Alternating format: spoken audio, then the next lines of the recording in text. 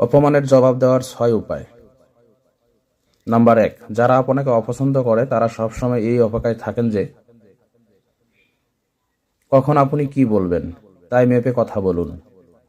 Number 2, অন্যের খারাপ আচরণ আপনি নিয়ন্ত্রণ করতে পারবেন না, কিন্তু নিজের আচরণ অবশ্যই আপনি নিয়ন্ত্রণ করতে পারবেন। তাই কখনো উত্তেজিত হবেন না, মাথা ঠান্ডা রাখুন।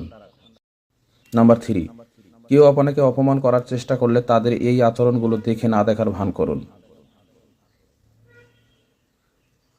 4, কেউ আপনাকে অপমান করার চেষ্টা করলে বলে নিজেকে দোষী ভাববেন না। জানবেন যে সমস্যাটি তাদের, আপনার নয়। কেউ আপনার সঙ্গে খারাপ ব্যবহার করলে পাল্টা খারাপ ব্যবহার না করে সম্ভব হলে খুবই ভালো ব্যবহার করুন।